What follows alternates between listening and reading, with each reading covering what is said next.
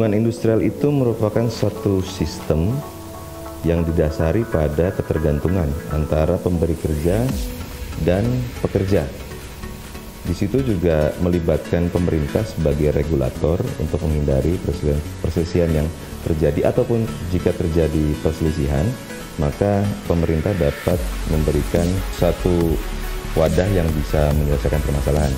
Karena perselisihan hubungan industrial ini dipandang khusus oleh pemerintah sebagai satu permasalahan yang harus diberikan prosedur khusus selain apa yang sudah diatur dalam keperdataan biasa.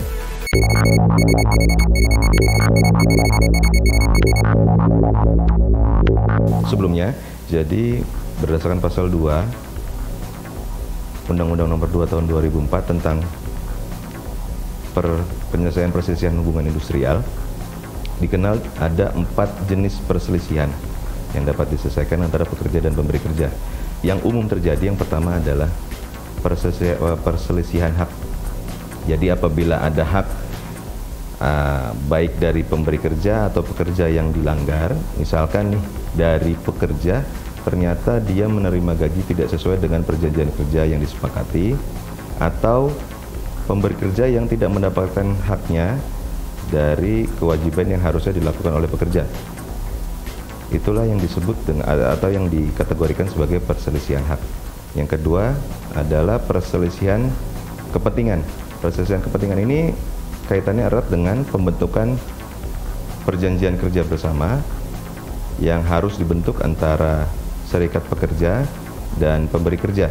Selain itu juga sebetulnya kalau belum ada serikat pemberi kerja, bisa timbul perselisihan kepentingan apabila terdapat satu perubahan dalam perjanjian kerja atau perubahan dalam peraturan perusahaan yang ditentang atau tidak disepakati oleh pekerja.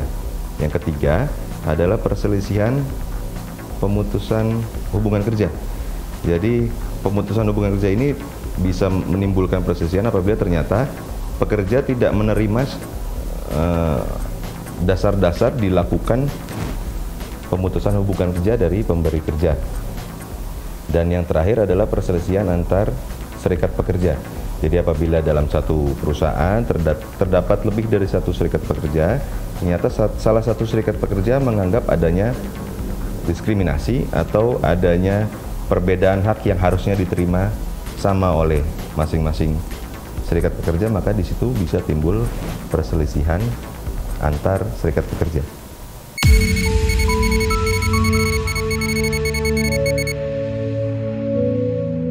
Oke, berdasarkan pasal 3, 6, 7 Undang-Undang PHI, pekerja dan pemberi kerja harus melakukan upaya yang disebut dengan bipartit.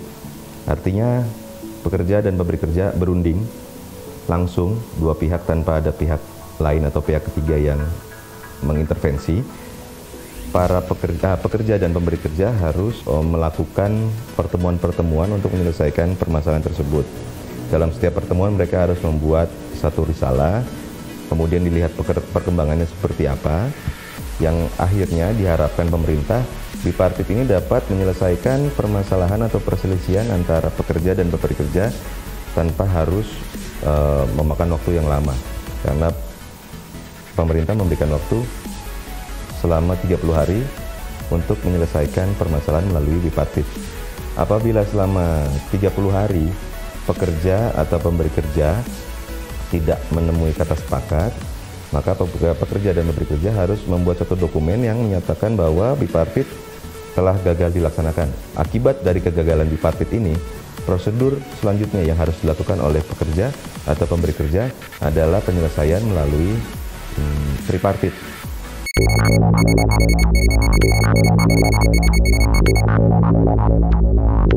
Tripartit itu forum di mana pemerintah mulai masuk untuk menyelesaikan permasalahan antara pekerja dan pemberi kerja yang tidak dapat ditemukan penyelesaian di bipartit. Jadi pemerintah melalui instansi atau dinas ketenagakerjaan setempat itu membantu pekerja dan pemberi kerja untuk menyelesaikannya dalam ada tiga pilihan. yang dapat dipilih oleh pekerja dan pemberi kerja untuk menyelesaikannya dalam tripartit. Yang pertama melalui forum mediasi, yang kedua melalui konsiliasi, dan yang ketiga melalui arbitrase.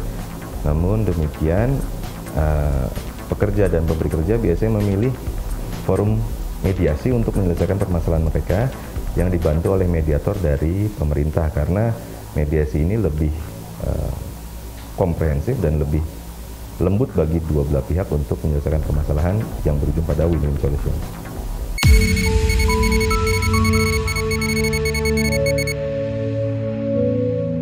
Salah satu pihak bisa mengajukan pencatatan ke suku dinas atau dinas tenaga kerja di kota setempat. Jadi yang harus dipersiapkan, baik salah satu atau dua-duanya, yang harus disiapkan ada dokumen-dokumen sehubungan dengan keterikatan mereka dalam hubungan industrial, perjanjian kerja, kemudian peraturan perusahaan, kemudian perjanjian kerja bersama kalau ada. Yang paling penting adalah harus ada dokumen yang menyatakan bahwa bipartit gagal menemui solusi atau gagal menemui kesepakatan antara pekerja dan pemberi kerja.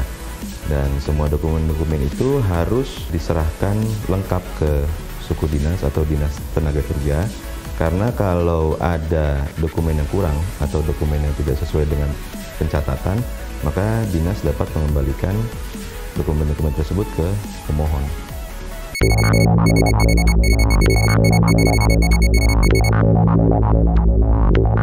Sebetulnya sama. Tadi bipartit kan dikasih 30 hari.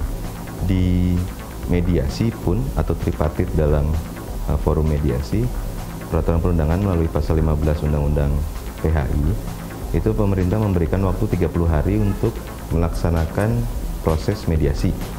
Namun karena proses mediasi ini banyak dokumen yang diserahkan, yang dikaji, termasuk fakta-fakta, bukti-bukti lain selain dokumen yang diserahkan pada awal pencatatan, bukti-bukti penerimaan gaji dan sebagainya, itu kan dibahas secara bersama-sama, secara komprehensif.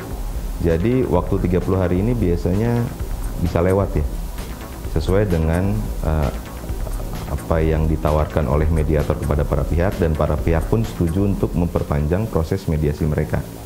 Selain itu juga karena kewenangan mediator untuk salah satunya dapat memanggil saksi atau memanggil ahli untuk dapat lebih membuat perselisihan ini lebih terang dan lebih transparan dan dapat diselesaikan oleh kedua belah pihak dengan cara yang baik.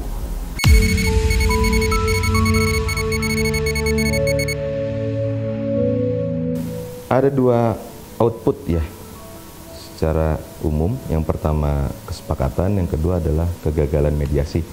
Kalau pemberi kerja dan pekerja sepakat untuk menyelesaikan permasalahan mereka dalam forum mediasi, maka mediator akan membimbing atau memfasilitasi pekerja dan pemberi kerja untuk membuat satu dokumen yang disebut dengan perjanjian bersama.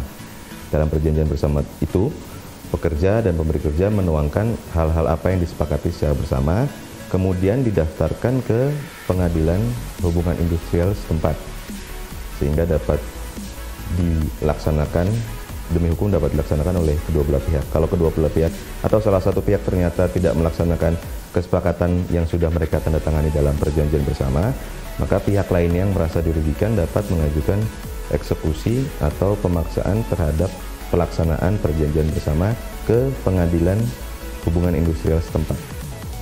Yang kedua, outputnya adalah jika terjadi kegagalan mediasi, maka mediator harus membuat satu dokumen yang disebut dengan anjuran, yang isinya pada pokoknya adalah mengenai proses mediasi dari awal, kemudian mempertimbangkan bukti-bukti yang ada, fakta-fakta yang ada, dan anjuran yang dibuat oleh mediator untuk dapat akhirnya nanti dapat diajukan sebagai bukti apabila salah satu pihak mengajukan gugatan ke pengadilan hubungan industrial setempat. Sebagaimana yang sudah disampaikan tadi, hubungan industrial ini adalah hubungan yang erat antara pemberi kerja dan pekerja. Akibatnya pemerintah melihat harus ada prosedur khusus sebelum melakukan proses persidangan di pengadilan hubungan industrial. Maka sebaiknya pekerja dan pemberi kerja memanfaatkan betul sarana yang sudah diberikan atau prosedur yang sudah diwajibkan untuk dilakukan untuk menyelesaikan perkara sebelum mereka masuk ke pengadilan. Saya Rekyono Diatmojo, Senior Associate di SIP Law Firm. Jangan lupa untuk like, comment, and subscribe channel SIP Law Firm di YouTube.